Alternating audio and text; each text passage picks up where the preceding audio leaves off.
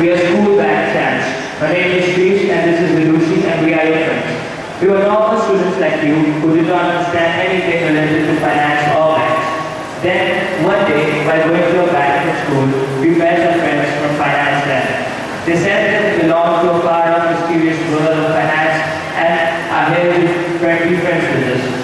They will help us to become champs and will help us to bring happiness to the world. Thank you. Hi, we are the School Bank Champs. We are here to distribute the papers for the entrance exam of the School Bank Champs. And now I request Parth to distribute the papers.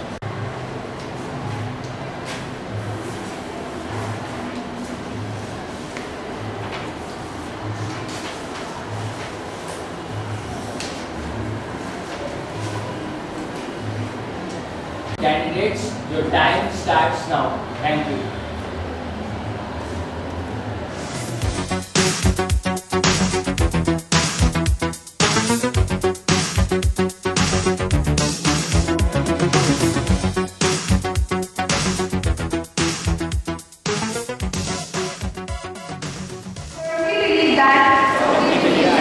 Each of us is unique and special. We promise to honor our agreements, fulfill our responsibility, respect others when we don't agree, follow the traditions. We will meet every week on Tuesday, deposit into our saving every week, carry out social enterprises to improve our school and community, have lots of fun together. Thank you. We also created a band, so we have the School Bank Champs band.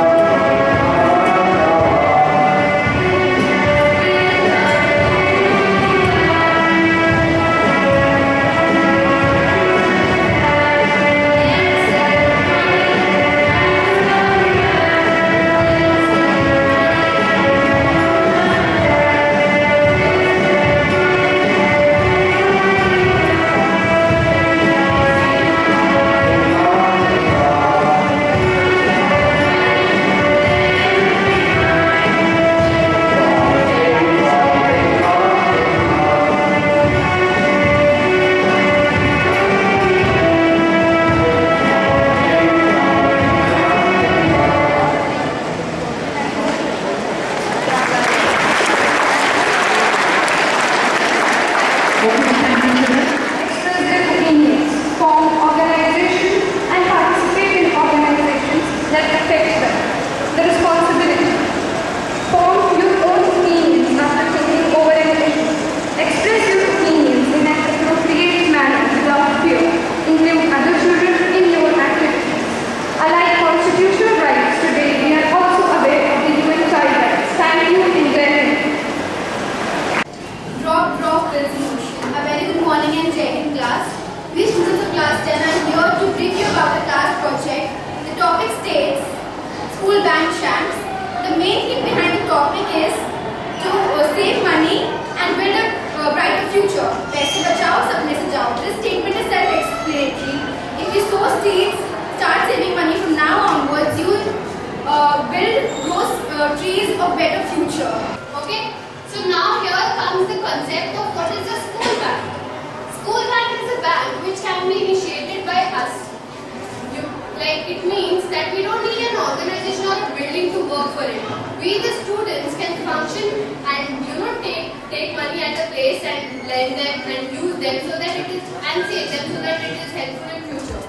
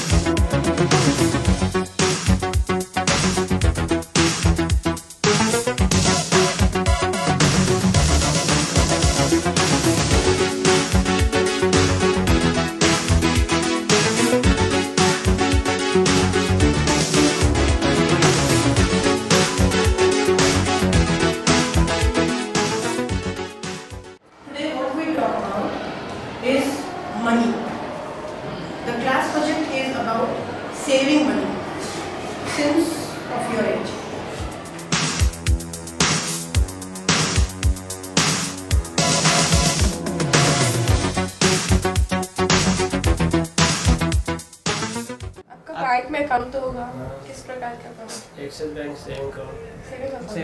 अच्छा, तो क्या आप उस account में regular basis पे जमा करते हैं या जब भी आपके पास? जब होता है तब जमा करते हैं। हम लोग संजीव स्कूल लहदारा से हैं और हम लोग स्कूल बैंक चैम्प्स के मेंबर हैं, जिसके अंदर हम लोग विद्यालय के बच्चों को पैसा बचाने के लिए प्रोत्साहित करते हैं। तो हम लोग का पहला सवाल आपसे ये है, आपका बैंक में किस प्रकार का अकाउंट है? Saving account. तो आप अकाउंट में पैसा हर महीने जमा कर पाते हैं या फिर जब भी आपके पास? हर महीने जमा। बैंक के अलावा आप किस और तरीके से आप अपना बचत करते हैं? बैंक के अलावा एक तो घर में छोटा मोटा सेविंग हो जाता है कि घर में भी थोड़े से पैसे इमरजेंसी के लिए रखना पड़ता है, तो वो बहुत ज़रूरी है क्योंकि कब किसको क्या ज़रूरत पड़ जाए ये कहा नहीं जा सकता।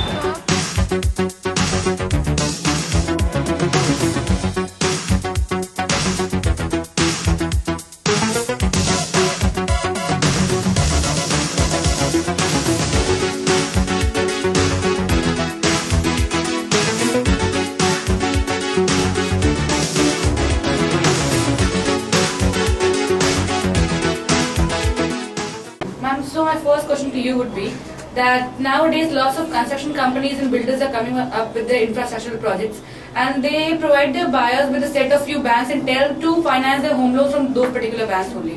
So how does link up between the banks and those construction companies take place? See, suppose in this particular cases, what happens that a project manager of a construction company approaches the bank to get their projects approved with us. And for approval, bank also has some regulations that they check off their criteria that the property is legally okay, that the property is not on a illegal place, और जो construction है that are as per the construction norms. ठीक है, वो सब check करने के बाद बैंक उस प्रोजेक्ट को अप्रूव करता है। ठीक है, and if the project is approve, तो वो ऐसा नहीं होता कि आप एक ही बैंक से करवाते हैं। Construction companies they get it approve from different banks, so that अगर कस्टमर उनके पास अप्रोच करे तो उस पास एक बैंक से रिस्ट्रिक्शंस ना हो, उस पास 4, 5, 6 बैंक से अप्रूव करवा लेते हैं प्रोजेक्ट को, सो दैट कस्टमर कम्स तो उसके लिए इजी रहता है। अगर प्रोजेक्ट अप्रूव रहता है ऑलरेडी तो उसको लोन लेने में इजी रहता है। सपोज अगर मेरे लिए कोई लैंड अप्रूव्ड है तो मैं उसको इजीली लोन कर दूंगी, है ना। अगर नहीं है तो मुझे फिर पूरा प्रोसेस करना पड़ेगा, पूरा टेक्निकल चेक, लीगल चेक करना पड़ेगा कि लीगली प्रॉपर्टी प्रॉपरली परचेज की गई है कि नहीं की गई, उसके डॉक्यूमेंट्स प्रॉपर है कि नहीं है, प्रॉपर हैंडओवर हुआ है प्रॉपर्टी का कि नहीं हुआ। तो देयर आर मेनी इश्यूज। तो कस्टमर्स की वो हैसल को फ्री करने के लिए ही कंस्ट्रक्शन कंपनीज एंड बैंक्स ये अपना एडिशनल करते हैं इसमें, कि मतलब उनको इसमें कोई प्रॉब्लम ना आए। क्योंकि अगर एक कस्टमर आएगा मेरे पास, उसको मैं कहूंगी अपना प्रॉपर्टी चेक, लीगल चेक करवाओ, टेक्निकल चेक करवाओ, तो उसको बहुत सारे हैजल्स होते हैं। उसको मतलब अपने कोर्ट में विजिट करना पड़ेगा, लॉयर से अपॉइंटमेंट लेना पड़ेगा, उसको फीस देनी पड़ेगी। इस केस में क्या होता है, बैंक और वो कंस्ट्रक्शन कंपनी मिलके ऑलरेडी ये चीज कर चुके होते हैं, तो इसलिए ultimately it is profitable to the customer, right.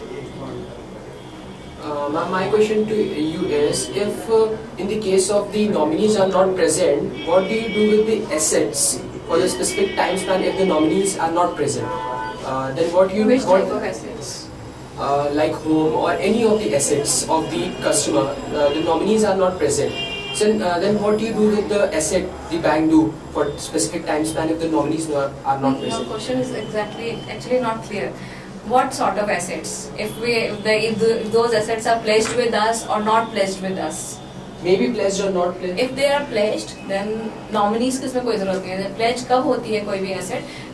जब उसके अगेंस्ट कुछ लोन लिया जाता है, ठीक है ना। If that person, suppose I have taken the loan and I have a home, और मैंने उस home को pledge किया है, उसके अगेंस्ट मैंने बैंक से लोन लिया है। बैंक क्यों प्लेज करता है? ताकि अगर वो पर्सन उस लोन को रीपे नहीं कर पा रहा है तो हम उस लोन की रिकवरी उस प्रॉपर्टी को सेल करके रिकवर कर लें, कि हम हमारा वो एनपीए में ना जाए। NPA, do you understand? NPA non performing assets, मतलब वो एसेट एक हमारे लिए लोन्स एक एसेट्स होती है कि हमें जो दूसरे से लेना है। Liability is what we need to pay to the customer, क्योंकि जो अगर आप हमारे पास सेविंग्स बैंक अकाउंट में रखते हैं, that is a liability to us, कि हमें वो आपको पे करनी है, ठीक है ना। तो नॉन परफॉर्मिंग एसेट्स ना हो तो इसलिए हम प्लेज करवाते हैं। उसमें नॉमिनी का कहीं कुछ रोल नहीं होता है। उसमें अगर आप नहीं पे कर पाया है कोई, या तो उसके फैमिली मेंबर्स उसको पे कर दें if that person is not able to pay. जैसे को बोरोर का कॉन्सेप्ट सुना है ना, एक बोरर होता है, को बोरर होता है। सपोज मैं हूँ, को बोरर मेरे हस्बैंड है, अगर मैं नहीं पे कर पाए तो he'll pay it, अगर वो भी नहीं पे कर पाए तो प्रॉपर्टी सीज हो जाएगी, उसको सेल करके बैंक अपना लोन का अमाउंट रिकवर कर लेगा, बाकी का लीगली उसको हैंड ओवर कर दिया जाएगा if anything remains. It's about like fixed deposit. हाँ, आप यही समझे कि it is a fixed deposit. Like if I have a fixed deposit and there is no nominee of that account, for example, and I'm not nomination के बिना आजकल banks कुछ लेते नहीं है, कुछ नहीं लेते, because that arises a legal conflict कि वो पैसा किसको जाए। तो इसलिए nomination is must in the bank. अगर आप सेविंग्स अकाउंट खोलते हैं, या तो अगर आपका सेविंग्स अकाउंट में अगर जॉइंट अकाउंट है तो नॉमिनेशन की जरूरत नहीं है कि हाँ अगर एक की डेथ हुई तो दूसरे को मिल जाएगा, according to the mode of operation of the account obviously. If there is not a joint account, if there is a single persons account, अगर कोई भी सिंगल रहता है तो उसमें नॉमिनी इज मस्ट। तो हम नॉमिनी के बिना करते ही नहीं है, क्योंकि वो फिर एक बहुत बड़ा लीगल हैजल्स हो जाती है कस्टमर के लिए भी और बैंक के लिए भी। बेटर है कि आप उसमें एक नॉमिनी डिसाइड करवा लो। कई कस्टमर ऐसे हमारे पास आते हैं जिनकी कोई फैमिली मेंबर नहीं है, suppose they are not married, ठीक है, तो ऑब्वियसली ना उनका कोई बच्चा है, ना हस्बैंड है, ना वाइफ है, तो उस केस में हम तभी भी उनसे रिक्वेस्ट करते हैं कि आप अपने किसी रिलेटिव को एटलीस्ट बना लीजिए। मे बी कोई तो होगा ना जो आपके बाद आपकी प्रॉपर्टी को देखेगा, या आपको जो लुक आफ्टर करता है, कोई तो होगा। तो we always request to the customer that you please make a nominee, because it is good for them also and easier for us also, and it should be there like ना कि अगर nominee नहीं है तो फिर वो इतने दिनों तक पैसा पड़ा रहेगा, वेस्ट होएगा कस्टमर का पैसा, तो it is illogical. Properly nominee को हैंड ओवर कर दिया जाता है टाइम पे। इफ द कस्टमर डाइज तो नॉमिनी को हैंड ओवर कर दिया जाता है, नहीं है वो अपना अकाउंट बंद करवा लेता है तो उनको वैसे ही मिल जाता है ना। Now my question to you would be, does the interest rate differ from bank to bank on demand deposit and on loans? Yeah, obviously it differs. Obviously it differs. How do they fix it? देखिए, for interest the basic guidelines are being provided by RBI. RBI gives us basic guidelines. एक base rate नाम की चीज सुनी है आप लोगों ने? एक बेस रेट होता है। RBI एक बेस रेट फिक्स कर देता है कि आपको लोन्स में इससे ये एक आपका बेस रेट है, इसी के अकॉर्डिंग आप डिसाइड करते हैं अपना लोन, ठीक है ना। जैसे सपोज 9.75 है तो we cannot go beyond any extraneous figures, ठीक है। It can be 10, it can be 10.25 according to the demand in the market and according to the supply, ठीक है ना। जितना अगर किसी के पास ज्यादा डिमांड है अगर किसी के पास, तो वो अपने इंटरेस्ट रेट्स कम भी रख सकता है ना। वो डिमांड एंड सप्लाई वाला कॉन्सेप्ट अप्लाई होता है यहाँ पे इंटरेस्ट रेट फिक्स करने में, राइट। हम ऐसा नहीं होता कि हम कुछ एक एक्स्ट्रानियस फिगर लेके आ जाएंगे कि नहीं बेस रेट हमारा 9.7 और हम आपसे 11% चार्ज करें। It won't be like that. 0.25, 0.20, 0.15 का ही मार्जिन होता है। It is as simple as like that. अगर आप एक बुक भी खरीदने जाते हैं किसी एक शॉपकीपर से, तो कोई आपको मार्जिन देता है, अगर उसका प्राइस है 240 रुपीज, तो कोई आपको 230 में देता है, कोई आपको 220 में देता है ना।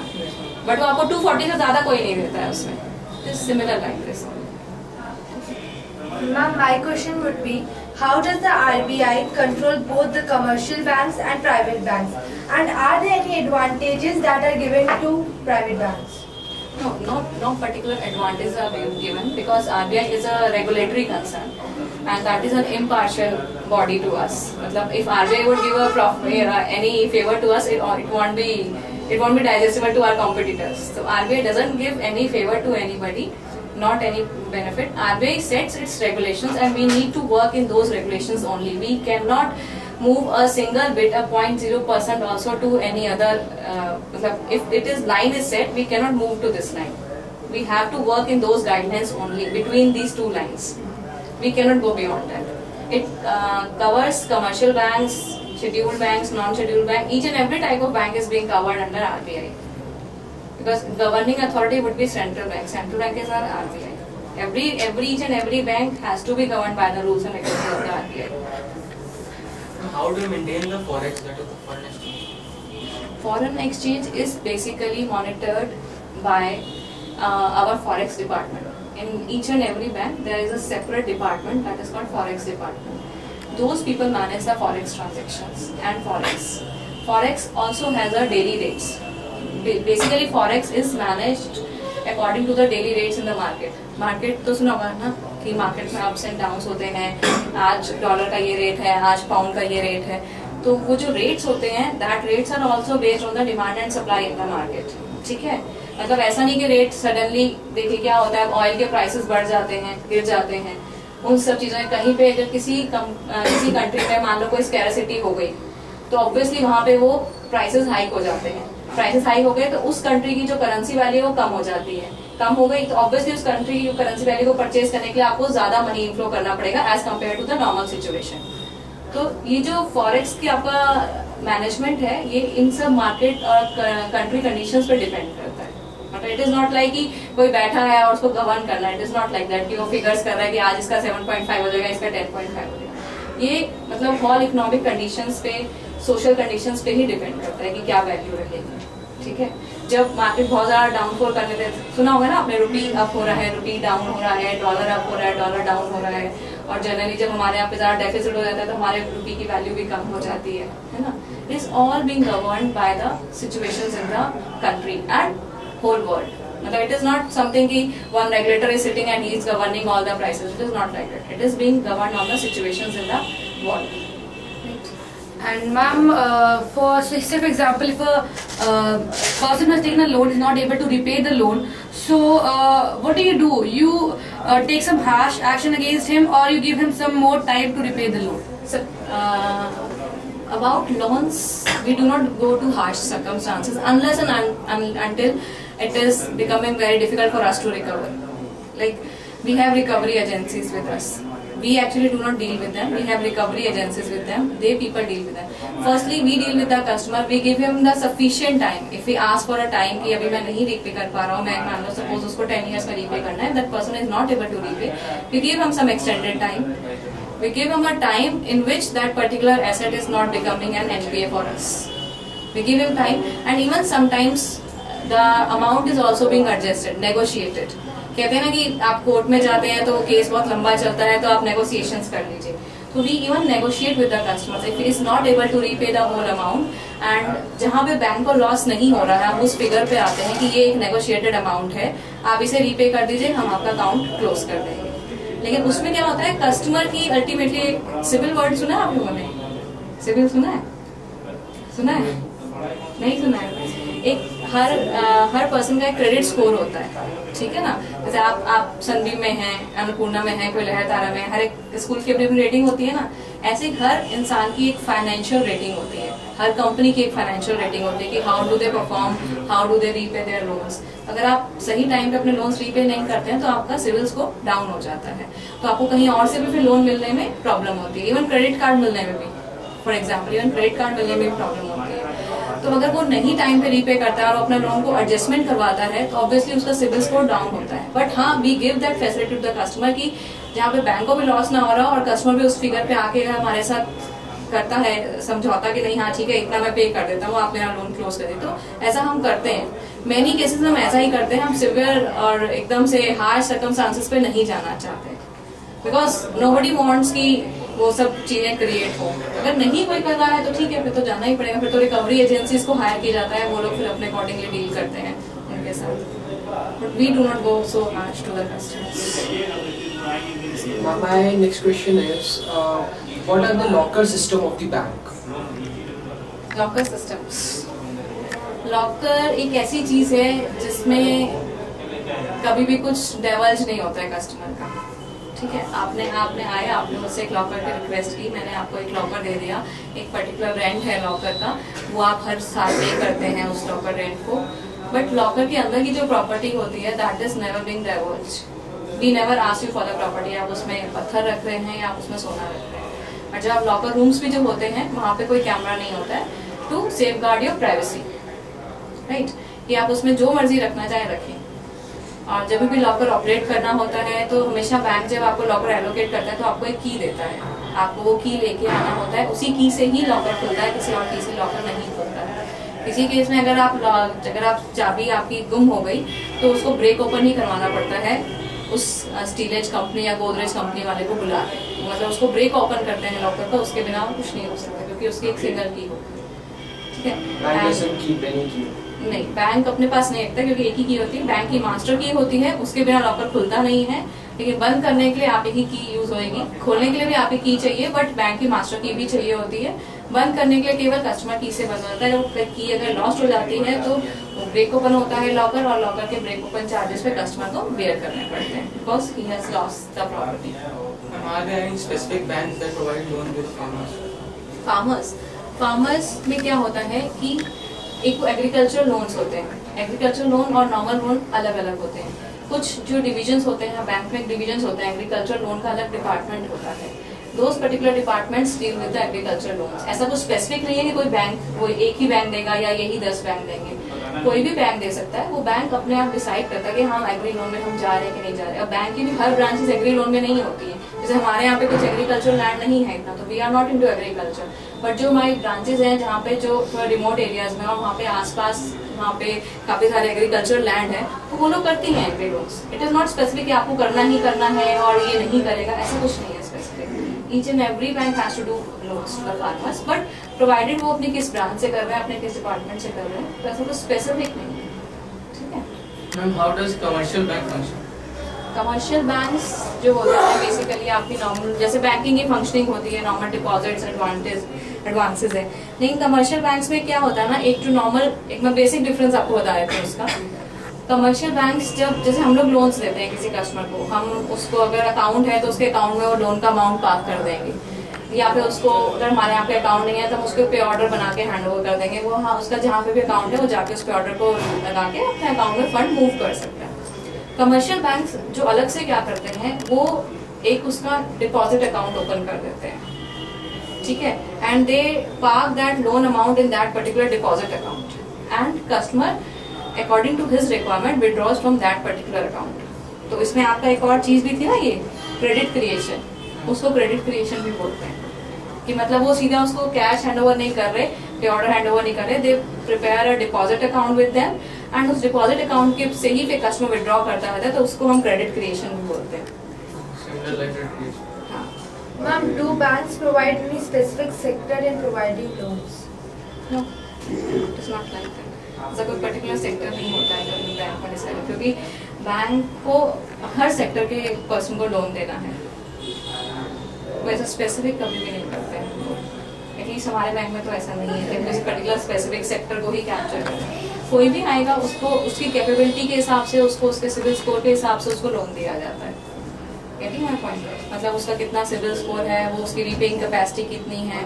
हाँ ये है कि हाँ जितना हम लोग देखते हैं कि हम ऐसे नहीं किसी को भी लोन दे देंगे, उसकी रीपेइंग कैपेसिटी सबसे पहले चेक होती है, वो उसे रीपे कर सकता है कि नहीं कर सकता, उसकी इतनी इनकम है कि नहीं।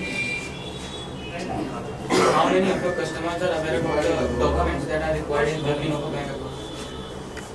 Now that is a very subjective question, that how many customers I cannot count upon. But majorly when the educated people, the like younger generation, they know that they have to produce the identity proof and they have to produce the address proof or photograph some particular amount for initial deposit. At least major, I would say at least if we take off about India, at least 30% of the people know about it. But if the people is illiterate, so they cannot go to it. Ma'am, and recently our Prime Minister has launched Jan Dhan Yojana, and it's said that it's benefiting many people. So what is it all about? There are many schemes which are being launched by the Pradhan Mantri Jan Dhan Yojana. There is a life insurance scheme, Jeevan Jyoti Bima Yojana, and accidental insurance scheme. Some basic savings accounts which are being opened under the Pradhan Mantri Jan Dhan Yojana, which are being opened with zero amount. They need not maintain any balance in the account. How much amount they would like to deposit, they can deposit 100 rupees, 500 rupees, whatever their savings are. And obviously the lower cadre of the society is being benefited by these schemes. Obviously they have launched Atal Pension Yojana. There are many schemes and they are very good schemes for the lower segment which was not being covered by the banks earlier. Ma'am, like various people are opening right now bank accounts. So what do you do to increase more and more awareness among the people to open their bank accounts? Suppose you are visiting my place. I would provide you all the information benefits of having funds in the banking. Like if you put your fund in a particular safe of your home, obviously there is a chance of it. And if you are putting the amount in the bank account, obviously you are getting interest also. Obviously we provide them these facilities, we provide them this knowledge that how can you increase your money, and you can keep it in a safeguard also.